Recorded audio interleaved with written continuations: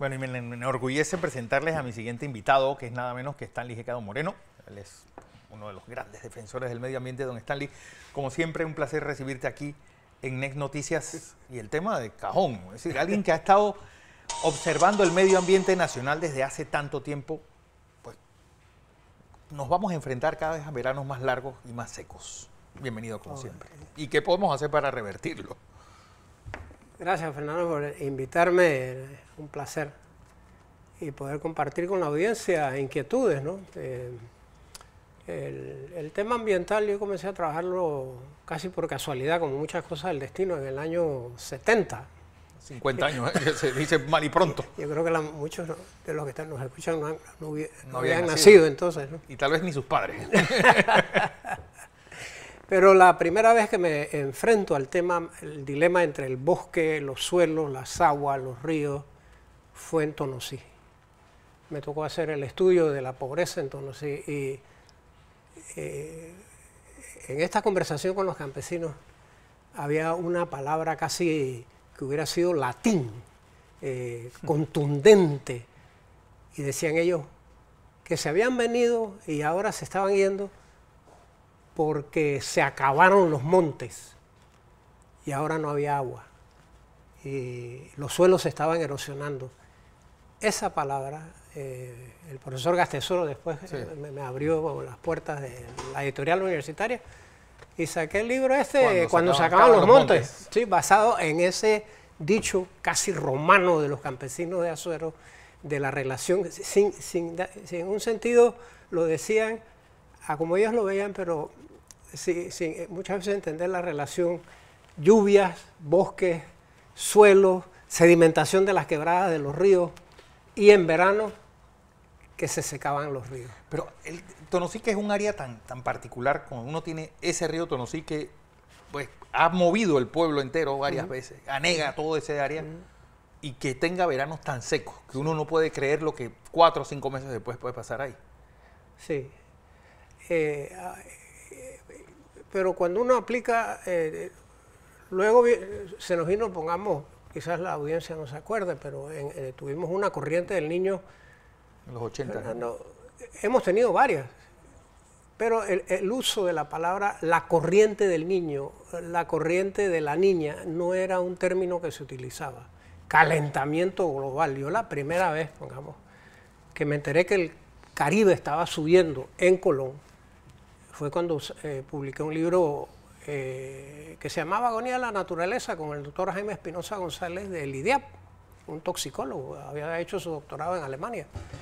Y un investigador del Smithsonian, el doctor Windsor, era el encargado de los instrumentos científicos de Galeta en Colón. Y yo le pedí un artículo sobre los manglares de Colón, el futuro, cómo estaban. Y me dice, mira, el programa más viejo de monitorear el mar en el Caribe están en Galeta. Y casi por casualidad me dice, ¿y qué quieres que diga sobre que está aumentando el nivel del mar? Wow. Y la temperatura. Yo nunca había oído, desde que yo era niño, nosotros en Chiriquí le decíamos la mar, como los pescadores. Y entonces yo no pensaba que la mar estaba subiendo. Y en efecto. ¿Y eso en qué año fue más o menos? Ese libro salió en el año 83, pero los estudios en Galeta venían desde los años 50, los instrumentos de monitoreo. Y lo otro, el calentamiento de los océanos. Pero tantas advertencias, y es como oír llover, paradójicamente. Sí, creo que se le ha advertido a la comunidad muchísimo de cuidar los bosques que nos quedan. Hemos hecho cosas buenas. Yo creo que una de las mejores fue la que se debatió en Coronado, cuando los debates de Coronado, y se logró que los bosques a la orilla del canal fueran bosques. Eso fue una decisión. Recuerdo el grupo de trabajo de la cuenca del canal que lo coordinamos desde del viejo Ministerio de Planificación, y allí se propuso que las cabeceras del río Chagres, Boquerón y Pequení fueran un parque nacional para garantizar el seguro, o sea, el seguro de vida del canal. Se hizo mucho trabajo en Sierra Llorona y toda esa área por ahí. Así mucho trabajo. mucho trabajo. Y sí, gracias a Dios se tomó la decisión en el tiempo del presidente del Valle. Y se compró el seguro de vida, casi 125.000 hectáreas de bosque. O sea, hemos hecho cosas buenas. Parque Metropolitano fue otra decisión. Porque lo iban a tumbar todo.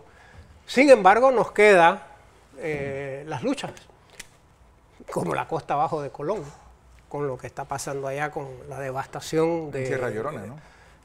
La costa abajo de Colón, más bien Río Indio, la mina.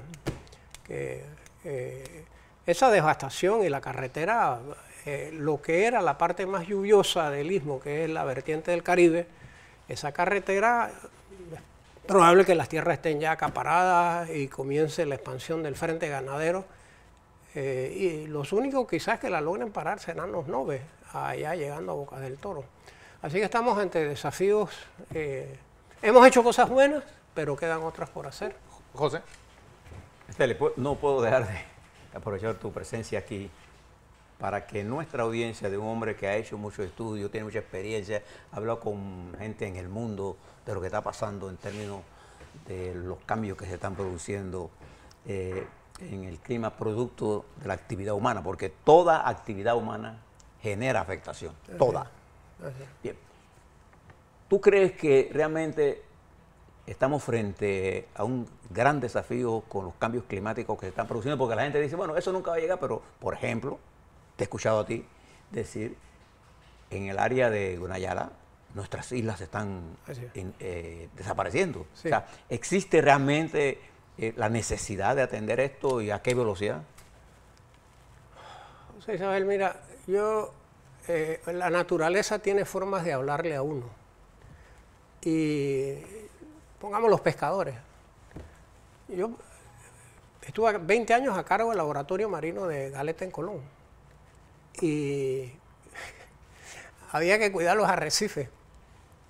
Cada vez que había un cayuco allá, ¿y de quién es ese cayuco? Ah, no, de los pescadores de Colón. ¿Y de qué lado? De la playita. Hombre, hay que tener un programa con los de la playita para que no pesquen dentro de un área protegida. Bueno, total que hicimos un programa con ellos de educación con los pescadores. Y en una de las conversas,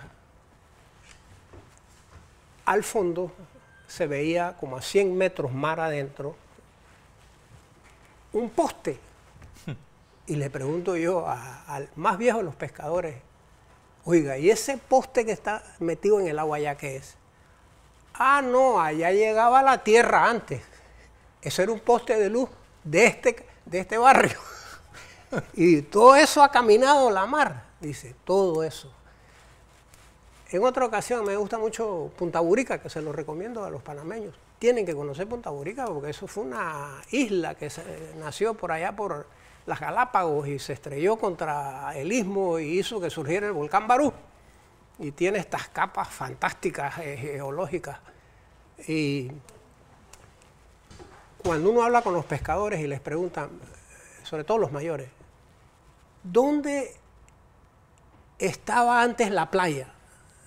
¿A dónde llegaba la tierra? Y anotan, mire, allá aquellas piedras, aquellas rocas donde está rompiendo la ola, 200, 300 metros, a veces le hablan en brazas, ¿no? Tantas brazas. Allá era la playa antes. Y impresionante, ha avanzado 200, 300 metros.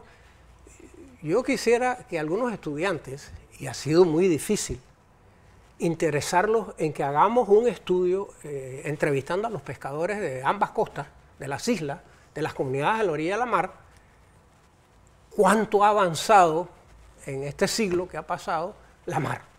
Porque es que está caminando, más de lo que pensamos. Como la población se ha vuelto urbana y va a las playas, de vez en cuando, carnavales, sí. Semana Santa, no está al tanto como están los pescadores y las comunidades, cuánto está avanzando el mar. No solo Panamá, el mundo. Y eso se nos vuelve un dilema fundamental. Por ejemplo, Stanley, en este momento que estamos usted y yo y Fernando hablando con nuestra audiencia, nosotros nos enfrentamos a un fenómeno que no tenemos agua. Así es. Agua, por ejemplo, coge a la provincia, la llamada provincia ahora de Panamá Oeste. Sí. No hay un reservorio o río con posibilidad de, a menos que nosotros aprendamos a cosechar agua, protegiendo Sí. lo que vamos creando. Estamos actuando sin una clara conciencia del daño que estamos haciendo a nuestro propio ambiente, que se deteriora más. A ver, entre más va pasando el tiempo, a más velocidad estamos viendo los cambios. Antes no lo veíamos, pero ahora, como tenemos más instrumentos, tenemos una apreciación del cambio. Pero pensamos que él no va a venir mientras yo esté vivo. Sí. Porque, por ejemplo, que hablábamos sobre este libro de Eugene Eisman y de lo que era la ciudad de Panamá. Es decir, era un vergel que hemos convertido en un basurero. Un basurero donde no hay un río sano en toda la ciudad capital. Donde pues, esos bosques de galera cada vez están desapareciendo y cada vez están desapareciendo ya no en Panamá, sino también en Arreján y hacia Chepo. Es decir, ¿y qué hacer? Hay mucho que se puede hacer. Vamos a decir la ciudad capital, que cada vez concentra más la población. Mire, como conversamos la vez pasada, Fernando. Eugene Eisman, que fue el primer gran panameño ornitólogo reconocido a nivel internacional del Museo de Historia Natural de Nueva York. Recuerdo que en una publicación de Col Sharit, la sinagoga antigua, la más antigua, 57, 58, 1850. Él narra cuando era niño y decía que las vacaciones las pasaba en las sabanas. Acá. Por aquí. Entonces, a veces cogía un caballo, iba a explorar los ríos y dice que llega un día a un río llamado Curundú. Wow. El agua cristalina, los playones hermosos, los charcos, esta vegetación y unas joyas aladas que volaban y él no sabía qué era, y eran colibrí. Wow. Y comienza a buscar información y no había nada escrito de los colibríes de Panamá. Y así comenzó la carrera de Eugene Eisman, que fue abogado, graduado de Harvard, pero se convirtió en un gran ornitólogo.